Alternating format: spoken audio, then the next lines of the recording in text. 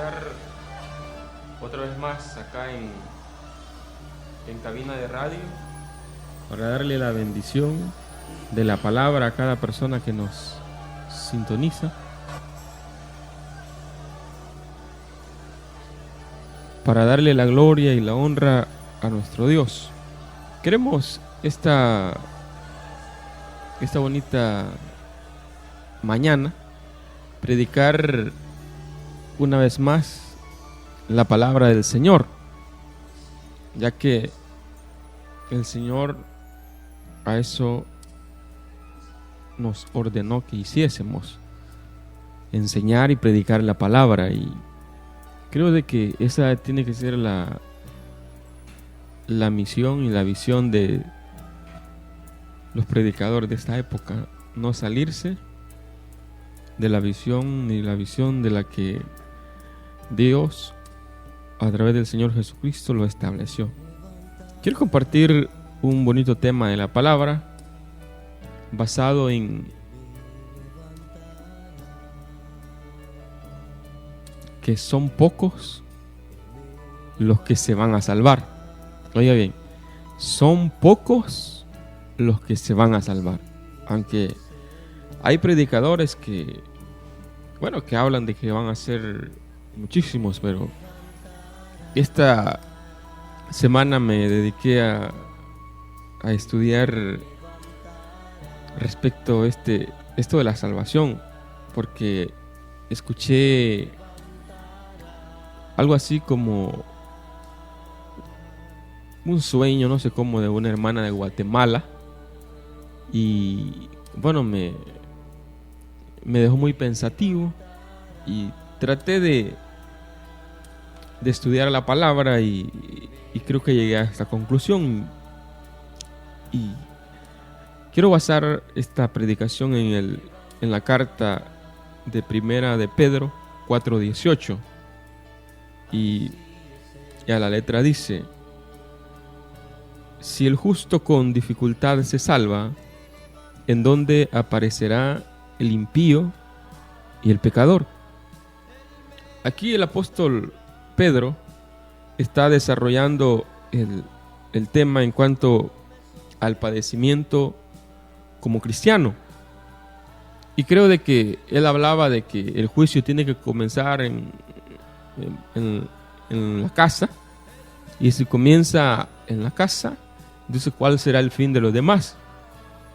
Y él está desarrollando ese tema en cuanto al sufrimiento o al padecimiento de los cristianos. Acuérdense que en el tiempo en el que el apóstol predicó la palabra, creo de que fue una época bastante caliente por el mismo sistema político, económico, el mismo sistema de vida que se estaba dando en esa época, en el contexto de ellos. Y acá el apóstol habla de tres personas.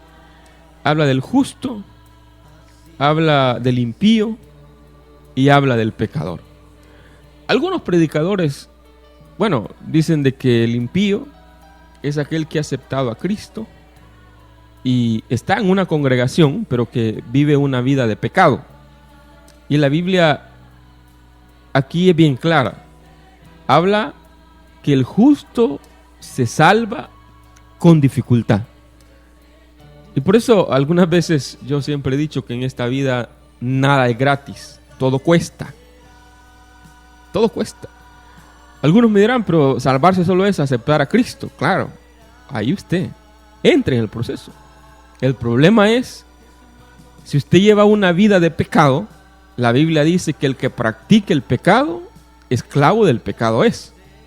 Yo no creo que una persona en esas condiciones se vaya a salvar.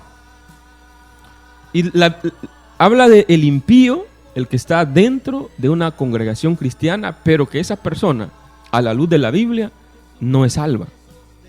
Porque aquí específicamente creo de que si hablamos de justo, es una persona que practica la justicia, que padece por amor a Dios. Y creo de que también habla del pecador. Ya el pecador, según algunos escritores o predicadores hablan de que se refiere al que nunca ha aceptado a Cristo. Ese sí está sin Dios y sin esperanza, pero el impío, él sí conoce de Dios, él sí sabe de Dios, pero como no es un hombre, no es una mujer temerosa, esa gente vive practicando el pecado y están dentro de una iglesia cristiana. Entonces, acá podemos ver justo, impío y pecador. Por eso le dije, hermano, amigo, en el tiempo del fin son pocos los que se van a salvar. Y quiere que se lo compruebe por la Biblia. Le voy a hablar en términos históricos y posteriormente vamos a ver lo que dijo el Señor Jesús. Fíjese bien. En primer lugar, hay un gran ejemplo desde el principio. ¿Cuántos se salvaron en el mundo antiguo? ¿Cuántos se salvaron? Solamente se salvaron 8 personas. Y eso lo dice Primera de Pedro 3:20. Y dice: los que en otro tiempo desobedecieron, cuando una vez esperaba la paciencia de Dios en los días de Noé, mientras se preparaba el arca, en la cual pocas personas, oiga bien, pocas personas, es decir, 8 fueron salvadas por el agua. ¿Quiénes se salvaron? Noé, Sem, Cam, Jafet y sus esposas. Estamos hablando de 8 personas. ¿Y cuántos fueron los que se condenaron? Fueron miles de personas las que se condenaron. Aquí podemos ver, hermano, a la luz de la Biblia, poquitos. Y por eso dice, si el justo con dificultad, imagínense haber vivido en la época de Noé, que nadie creía. Era difícil, pero la Biblia dice que Noé halló gracia delante de los ojos de Dios, porque fue un varón justo. Y en este tiempo hay justos, claro que sí. La gente que ha recibido a Cristo como su Salvador y camina correctamente, camina derechito, esa persona ha sido justificada por Cristo. Tal vez no en él mismo, pero sí en Cristo. Y como él ha sido justificado o ella ha sido justificada, camina correctamente en las cosas de Dios sin tener ningún pecado oculto, como tal vez muchos de los que me están escuchando. Oye bien, solamente 8 personas se salvaron del diluvio.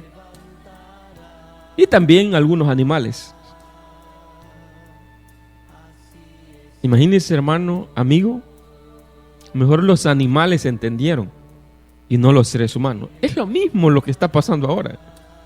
¿Quiénes son los que están entendiendo? Los que practican la justicia.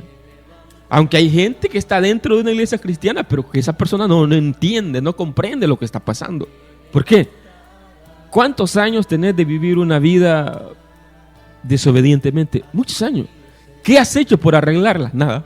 Porque te gusta el pecado y sos esclavo del pecado. Ahora, ¿cuántos se salvaron del juicio de Sodoma y Gomorra? Eso está en Génesis 19:15 en adelante. Y se lo voy a leer. Y al rayar el alba, los ángeles daban prisa a Lot, diciendo: levántate, toma tu mujer y tus 2 hijas que se hallan aquí, para que no perezcan en el castigo de la ciudad. Y deteniéndose él, los varones asieron de su mano y de la mano de su mujer y de las manos de sus 2 hijas, según la misericordia de Jehová para con él, y lo sacaron y lo pusieron fuera de la ciudad. Y cuando los hubieron llevado fuera, dijeron: escapa por tu vida, no mires tras ti, ni pares en todas estas llanuras, escapa al monte, no sea que perezcas. Entonces Jehová hizo llover sobre Sodoma y sobre Gomorra azufre y fuego de parte de Jehová desde los cielos, y destruyó las ciudades y todas aquellas llanuras con todos los moradores de aquella ciudad y el fruto de la tierra. Entonces la mujer de Lot miró atrás, a espalda de él, y se volvió estatua de sal. Aquí vemos otro pasaje bien típico. ¿Cuántos se salvaron del juicio de esas ciudades? Solo se salvó Lot y sus 2 hijas. La mujer de Lot se iba a salvar, pero en el camino ella volvió a ver atrás. ¿Qué significa? Hay gente que puede ir en el camino, pero a mediados del camino pueda que se condene. Lo que le pasó a esta mujer de Lot. ¿Cuántos se salvaron del juicio de Sodoma y Gomorra? Solo 3 personas. Aquí podemos ver que son pocos los que se salvan. Imagínense, si sacamos un porcentaje del 100% de Sodoma y Gomorra, ¿cuántos se salvaron? El 0 punto y algo del 100%. Eso fue lo que se salvó. Es increíble, hermano, este conocimiento bíblico. Pero cáptelo y hágalo parte de su corazón. Ahora otra pregunta. ¿Cuántos se salvaron para entrar a las tierras prometidas? Eso está en Números capítulo 14, 29 al 32. Solo se salvó Josué, Caleb y los niños. Y dice: en este desierto caerán vuestros cuerpos, todo el número de los que fueron contados de entre vosotros, de 20 años arriba, los cuales han murmurado contra mí. Vosotros a la verdad no entraréis a la tierra, por la cual alcé mi mano y juré que os haría habitar en ella, exceptuando a Caleb, hijo de Jefone, y a Josué, hijo de Nun. Pero a vuestros niños, de los cuales dijisteis que serían por presa, yo los introduciré a él, y ellos conocerán la tierra que vosotros despreciasteis. En cuanto a vosotros, vuestros cuerpos caerán en el desierto. Aquí vemos, según, hermano, la historia, algunos historiadores dicen que eran como 2 millones, otros dicen 3, otros dicen 4 millones de personas que salieron de las tierras de Egipto cuando estaban esclavizados. Dios les había dado una promesa de que ellos iban a heredar una tierra donde fluía leche y miel. El problema es, fíjense bien, que la gente puede ver las maravillas de Dios, la gente puede conocer las promesas de Dios, pero el problema es que la gente vive en base a las concupiscencias, en otras palabras, a los deseos pecaminosos que hay en ellos. Fíjese bien, y resulta, hermano, amigo, que solamente se salvó Josué y Caleb y los niños. Según algunos dicen que los niños menores, la Biblia así lo describe literalmente, las personas menores de 20 años. O sea que la gente mayor de 20 años, toda pereció en el desierto. De 4, digamos, millones, ¿cuántos fueron los que se salvaron? Haciendo un análisis. Imagínense que se hayan salvado, digamos, unas 200,000 o algunas 100,000 personas. Tal vez los niños, y Josué y Caleb. Estamos hablando de los niños, lo que la Biblia dice. El porcentaje ¿cuánto? Es mínimo, hermano, amigo. Es mínimo de los que se salvan. Y son muchos los que se condenan. Dice Mateo, capítulo 7, versículo 14 y 13. Aquí vamos a ver ya lo que dice el Señor Jesús. Acabamos de ver históricamente que son pocos los que se salvaron. No son muchos. Eso va a pasar también en esta época. Son pocos los que se van a salvar para el arrebatamiento de la iglesia. Dice Mateo 7, 13 y 14. Entrad por la puerta estrecha, porque ancha es la puerta y espacioso el camino que lleva a la perdición. Y muchos son los que entran por ella. Muchos entran por la puerta y van por el camino de la perdición. Y dice el 14. Porque estrecha es la puerta y angosto el camino que lleva a la vida. Y dice bien, y pocos son los que la hallan. Aquí el Señor Jesús está haciendo un diagnóstico. Está, en otras palabras, aquí está diciendo que pocos son los que se van a salvar. Porque dice, el 7, 14, porque estrecha es la puerta y angosto el camino que lleva a la vida, y pocos son las que la hallan. Son pocas las personas que se van a salvar. No son muchas. Aquí lo acaba de decir el Señor Jesucristo. Y dice Lucas capítulo 13, versículo 23 y 24, dice: y alguien le dijo: Señor, oiga bien, son pocos los que se salvan. Y él le dijo: esforzaos a entrar por la puerta angosta, porque os digo que muchos procurarán entrar y no podrán. ¡Wow! Muchos procurarán, muchos van a las iglesias. Y muchas personas, hombres y mujeres, jóvenes, están dentro de una iglesia cristiana. Y ellos quieren, pero no van a entrar. Aquí lo dijo el Señor Jesús: muchos. Porque os digo que muchos procurarán entrar y no podrán. ¿Cuántos de ustedes, hermanos, amigos que me están escuchando, procuran tal vez ir a un culto, pero posteriormente un domingo van, de ahí el lunes comienzan su vida de pecado? Usted está procurando, pero no va a entrar. ¿Por qué? Porque conociendo la verdad, usted lleva una vida desenfrenada, desequilibrada. Dice Mateo 7, 21 y 22: no todo el que me dice Señor, Señor entrará en el reino de los cielos, sino el que hace la voluntad de mi Padre que está en los cielos. ¿Cuántos de ustedes no hablan de mi Señor, de Señor Jesús? Todo el mundo habla ahora de eso. Todo el mundo, Jesús, el Señor Jesús. La pregunta es: ¿de qué sirve que diga Señor si no obedeces lo que Él dice? Entonces no es tu Señor. ¿Quién es tu Señor? El pecado. Porque el que practica el pecado, esclavo del pecado es. Dice: muchos me dirán en aquel día: Señor, Señor, ¿no profetizaba en tu nombre? Y en tu nombre echábamos fuera demonios, y en tu nombre hicimos muchos milagros. Entonces les declararé: nunca os conocí, apartados de mí, hacedores de maldad. Estos son los que están dentro de una iglesia cristiana. Y esos oran, esos quizás reprenden demonios, pero no hacen la voluntad de Dios. ¿Y de qué te sirve a vos? ¿De qué te sirve eso?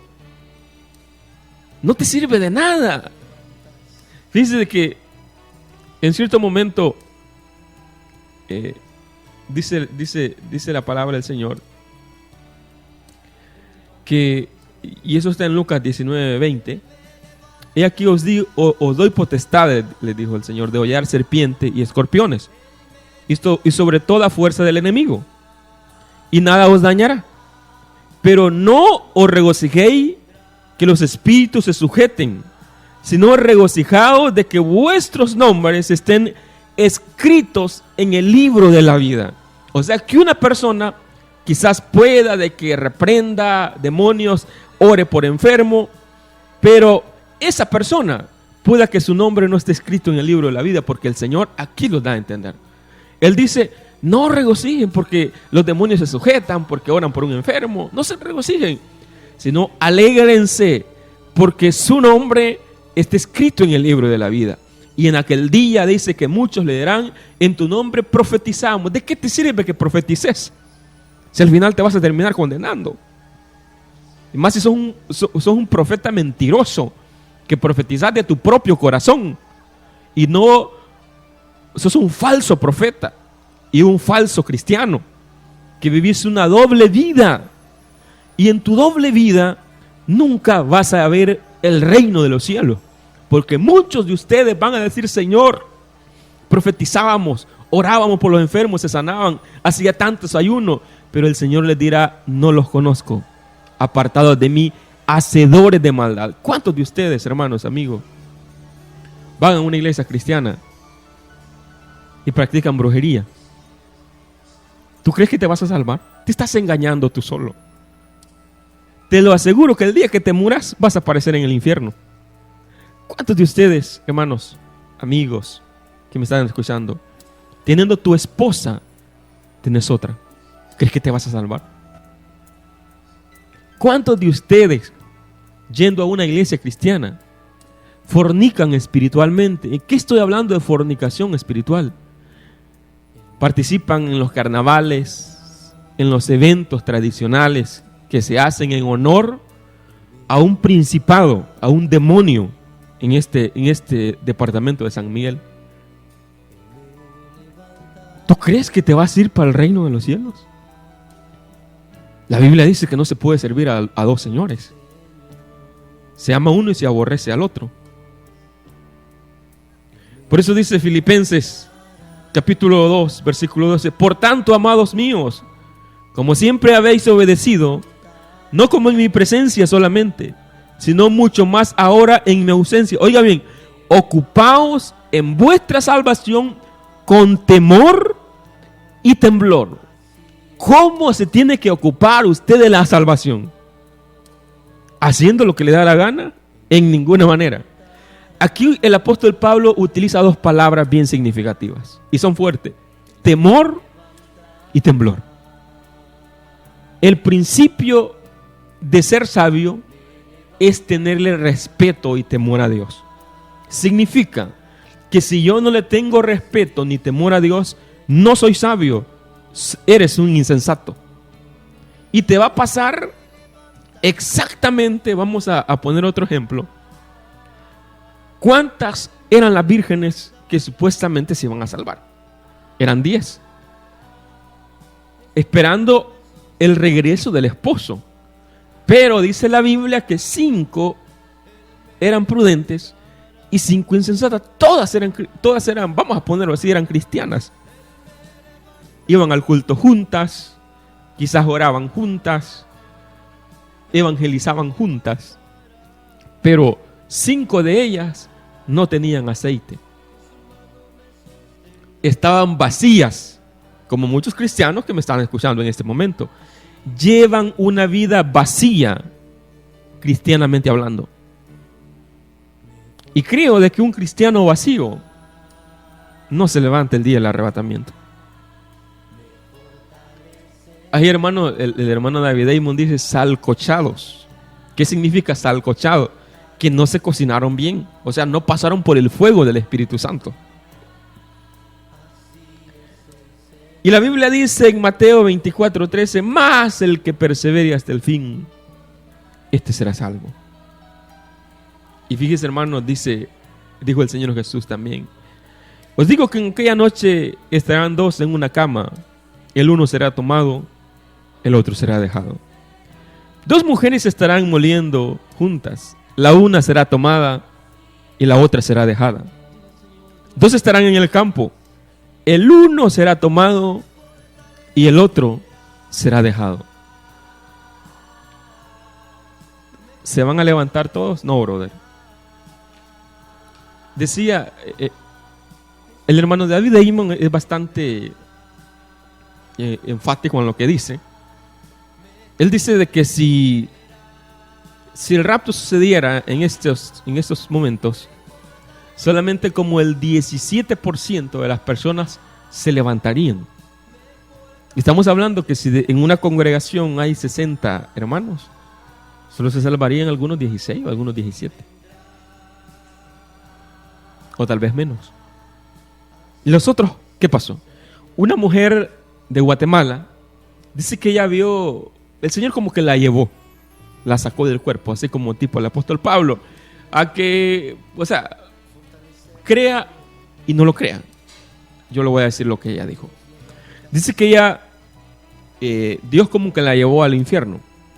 Y dice que Dios le mostró que estaba como un potrero y en medio del potrero había un lodazal. Y dice que ahí en ese lodazal estaban miles de cristianos queriendo salir del lodo y no podían. Yo, hermano, he sacado mis propias conclusiones. Creo que la Biblia dice que el perro vuelve a su vómito y la cerda al cieno o al lodo. Y una persona que obviamente haya recibido a Cristo, pero que vive una vida de praxis de pecado, obviamente está en el lodo. Quiere salir, pero no puede. ¿Por qué? Porque es esclava del pecado. Y dice que Dios le mostró un pastor o varios pastores muy reconocidos en el infierno, porque no predican la verdad, porque hacen cosas que no son correctas delante de la voluntad del Señor. Y dice que Dios le dijo a la mujer, mira, le dijo, este pastor está acá por esta y estas cosas, y que dentro de la congregación de él solamente se van a salvar 3. Estamos hablando de una congregación grande de Guatemala. Yo como le vuelvo a repetir, crea y no lo crea, pero yo le acabo de comprobar bíblicamente que son pocos los que se van a salvar. La pregunta es, ¿está usted dentro de esos pocos? ¿Está usted dentro de esos pocos? Porque se lo acabo de comprobar bíblicamente, y también hay gente que Dios le ha hablado. Yo no es que venga a hablar de otra revelación, sino, como le vuelvo a repetir, crea y no crea. Pero si la Biblia le habla del infierno y alguien viene y lo rectifica, entonces, si tiene un fundamento bíblico, es de Dios. La pregunta es, así como está viviendo usted, si el Señor viniera ahora, imagínense los que viven una vida de pecado. Tu vida peligra. Y no solo eso, imagínate que te murieras ahorita. ¿Qué va a pasar contigo? Dice que Dios hace un tiempo, una persona murió siendo cristiana. Murió la persona. Y una persona que, obviamente, según los análisis, era buen cristiano para muchos. Y yo tuve, no sé si fue sueño o fue revelación, pero vi a esa persona en el sueño, o no sé si fue revelación, y la vi sentado en un banco con el pelo largo, todo sucio de la cara. Y yo me acerqué a la persona en el sueño o la revelación, no sé, y él me dijo, hermano Mauricio, me dijo, usted viera cómo sufro allá abajo. Eso fue todo lo que me dijo. Imagínense, hermano, amigo que me esté escuchando, no todo el que me dice Señor entrará al reino de los cielos. Yo le aconsejo, si usted todavía no se ha arrepentido y está dentro de una iglesia cristiana, yo le invito a que reciba al Señor Jesucristo. Tal vez usted está dentro de la congregación cristiana, pero todavía no es salvo. Todavía no es salvo. Yo le aconsejo, reciba como Señor y Salvador Jesucristo de su vida. Y de aquí en adelante viva una vida en obediencia delante de Él. Y si hay pecados en su vida, córtelos. Arrepiéntase, porque el que confiese su pecado alcanzará misericordia. Ya no viva esa vida, porque pueda de que al final, usted estando dentro de un templo cristiano, termine en un estado de condenación eterna. Ahorita, usted puede salvarse. Usted puede alinear su vida. Usted puede vivir en obediencia, porque recuerde, si el justo con dificultad se salva, ¿a dónde quedará el impío y el pecador? Lo más probable es que quedarán en el infierno, porque si solo el justo se va a salvar, pero con dificultad. Con dificultad se va a salvar el justo. Así que yo le aconsejo, no se rinda.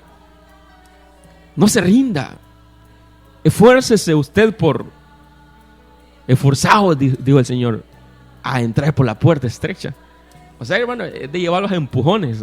Algunos predicadores dicen que literalmente eso quiere decir, esforzarlo es meterlos a la fuerza. Pero en aquel día, dijo el Señor, muchos querrán y no podrán. Así que si esta palabra ha tocado su corazón, le invitamos a hacer la siguiente oración. Reciba al Señor Jesús como su único y suficiente Salvador. Hágalo Señor de su vida y Él hará en usted.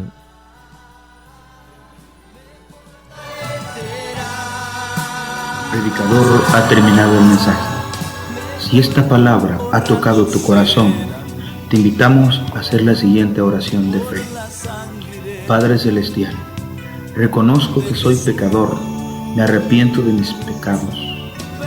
Creo que Jesucristo murió por mis pecados, que resucitó de la tumba y que vive para siempre. Le abro mi corazón y mi vida y recibo al Señor Jesucristo como mi Salvador. Escribe mi nombre en el libro de la vida. Deseo que Él sea el Señor de mi vida. Gracias por salvarme, en el nombre del Padre, del Hijo y del Espíritu Santo. Amén.